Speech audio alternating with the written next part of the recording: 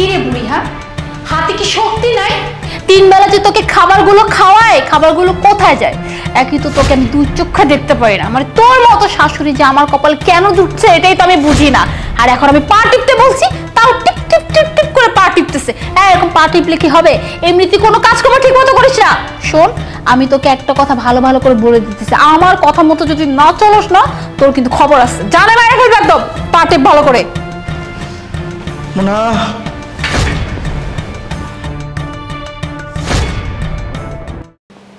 দীপ, তুমি হঠাৎ চলে আসলে যে? হ্যাঁ চলে আসছি। দীপ শোনো, আমি বলছি তোমাকে, মানে তুমি এসে আসলে যা এতক্ষণ দেখলা, আসলে এখানে এমন কিছু হচ্ছিল না। আমি মাকে মানে একটা ব্যাপার আরে কি আমতা আমতা করছো? তুমি যেটা করছো একদমই ঠিক কাজ করছো। এই যে বুড়ি মহিলাটাকে আমি একদমই চোখে দেখতে পাই না। এই যে বাপটা মরে যাওয়ার পরে না সব জ্বালাটা আমার কাঁধে একেবারে দিয়ে গেছে। এই যে সারাদিন পর্যন্ত যে খাওয়া দাওয়া, ওষুধপত্র, এটা সেটা একেবারে ফেড আপ হয়ে গেছে। আমি একদমই সহ্য হচ্ছে না এই বুড়িটাকে আমার। মানে আমি না একটা জিনিস বুঝতে পারি না, এত মানুষ মরে এই বুড়িটা কেন মরে না? এই বুড়িটা মরলে অন্তত শান্তি পেতাম। আচ্ছা শোনো, একটা কাজ করো, একে তো এমনি এমনি দাঁড়ানো যাবে না। একটা কাজ করো, এই যে বাড়ির সব কাজ আজকে থেকে এই বুড়ি মহিলাটাকে দিয়ে করাও। আর যে কাজের লোক আছে না সবগুলোকে বিদায় করো, তাহলে এক্সট্রা টাকা গুনতে হবে না। বুঝতে পেরেছি? এমনি এমনি তো যাবা না। ওই যে কাজ কাম যখন করবা তখন এমনিতেই চলে যাবা, বুঝতে পারছো? এইগুলোই করবা এর সঙ্গে। কি বলতেছো দীপ? মানে তুমি এই কথা বলতেছো? ও মাই গড, আমি তো এতক্ষণ ভয়ে শেষ হয়ে গিয়েছিলাম। আমি তো ভেবেছিলাম না জানি তুমি আমাকে কি বলো, বাট তুমি যে নিজে থেকে যে চাও যে এই বুড়িটা আমাদের জীবনে না থাকুক, বিশ্বাস করো দীপ, আমি এই বুড়িটাকে আর নিতেই পারতেছি না। মানে এতটা অসহ্যকর কি আর বলবো। বিয়ে করে যেদিন এই বাড়িতে আসছি সেদিন থেকে আমি এই বুড়িকে সহ্য করতে পারি না। মানে যে তুমি বললে না যে এই বুড়িটাকে নিয়ে জাস্ট আমরা পারতেছি না, ঠিকই তো বলো। এই যে এখনকার যুগে এত খরচ, এত কিছু, এই যে তোমার এই মা কদিন পর পর অসুস্থ হবে, এই হবে, তাকে ওষুধ দেওয়া লাগবে, এই দেওয়া লাগবে, সেই দেওয়া লাগবে। আরে আমাদের তো জীবন আছে, তাই না? আমাদের একটা ফিউচার আছে না? সেই ফিউচারের চিন্তা না করে এই বুড়ির চিন্তা করবে। এই বুড়ি তো আজ আছে কাল নাই, এক পা কবর অলরেডি চলে গেছে। আর কি বললে যেন তুমি, ওই যে কাজ করাতে, তুমি তো এখন আমাকে বলছো। আর এই কাজ তো আমি অনেক আগে থেকে শুরু করে দিয়েছি। ওই যে ঘরে যে কাজের লোকটা আছে, কাজের লোকটা জাস্ট আমি রেখেছি আমার সেবা যত্ন করার জন্য। এই বাড়ির যত কাজকর্ম আছে, থালা বাসন থেকে শুরু করে রান্না বান্না, তারপর কাপড় চুপুর, ঘর মোছা, সব কিছু তো আমি বুড়িকে দিয়ে পারি। কি ভাবছো এই বুড়িকে আমি এমনি এমনি এতদিন পালতেছি, এমনি এমনি খাবার দিতেছি? একদমই না। এই বুড়িকে তো আমি 2 চোখে সহ্য করতে পারি না। আর কি বলে যেন আশেপাশে এত মানুষ মরে, এই বুড়ি কেন আমরা আসলে আমি এটাই বুঝি না।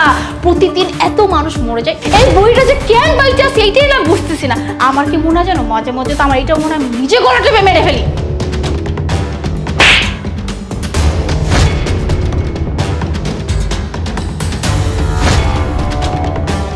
মোনা, তোমার কত বড় সাহস, তুমি আমার মাকে মেরে ফেলতে চাও?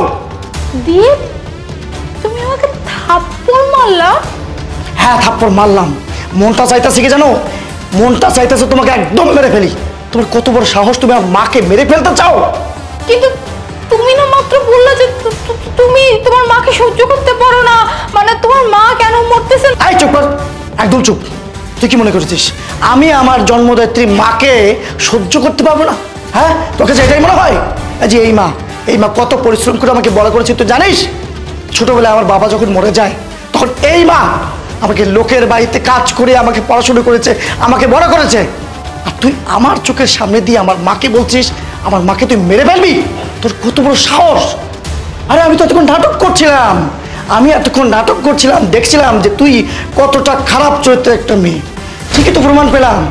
আমি এতদিন ভাবছিলাম যে তুই আমার মার সঙ্গে এত খারাপ ব্যবহার করিস, কিন্তু আসলে আজকে দেখলাম আসলে তুই সত্যিকার অর্থে আমার মার সঙ্গে খারাপ আচরণ করিস। ওই যে আছে না কাঁটা দিয়ে কাঁটা তোলা, আমি ঠিক সেই কাজটাই করেছি। কাঁটাটা দিয়ে কাঁটাটা তুললাম। তুই যে আমার মার সঙ্গে এরকম করিস, আমি তোর দলে সাপোর্ট নিয়েই তোর মুখ থেকে এই কথাটা শুনলাম। যাই হোক, আমার মায়ের সঙ্গে তুই যে ধরনের আচরণ করেছিস এর জন্য আমি তো তোর সাথে সংসার করবোই না, আমি তোকে ডিভোর্স দেবো। আরে এই যে তুই আমার মাকে মেরে ফেলতে চাইছিস না, আমি তোর নামে মামলা করবো। মামলা, এমন মামলা করবো সারাটা জীবন জেলে পচে থাকবে, বুঝতে পেরেছিস? এখন আমার চোখের সামনে যা, কালকে তুই ডিভোর্স হতে পেয়ে যাবি। বেড়ে যা। না না দীপ, দীপ তুমি আমাকে বাড়ি থেকে বের করো না। আমি আমি আমি আমার ভুল স্বীকার করতেছি যে আমি আসলে তোমার মার সাথে অনেক অনেক অন্যায় করেছি, তার প্রতি অনেক অত্যাচার করেছি, কিন্তু আমি আর এমনটা কখনো করবো না। আমি তো যা কিছু করেছিলাম আমাদের ভালোর জন্য করেছিলাম। আর তুমি কি বললে আমার নামে মামলা করবে? আমি তোমার মায়ের উপর অত্যাচার করছি? না প্লিজ দীপ, আমাকে মাফ করে দাও। আমি আমি আর তোমার মার সাথে কখনো খারাপ ব্যবহার করবো না, তোমার মাকে একদম নিজের মার মতো করে দেবো। প্লিজ আমাকে মাফ করে দাও। কোনো কথা শুনতে চাই না মোনা। তুই কি বের হবি নাকি লাঠি দিয়ে ঘর থেকে বের করতে হবে? বের হয়ে যা।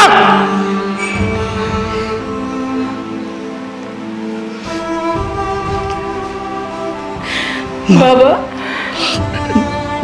মা, তুমি ভাবলে কি করে যে আমি তোমাকে দিয়ে সমস্ত কাজ করাবো? তুমি আমার মা, তোমার জায়গাটা সবচেয়ে সবচেয়ে উপরে। আর তুমি বাড়িতে পা টিপবে কখনো না মা, কখনো। মা, তুমি আমাকে ক্ষমা করে দিও মা, দিও।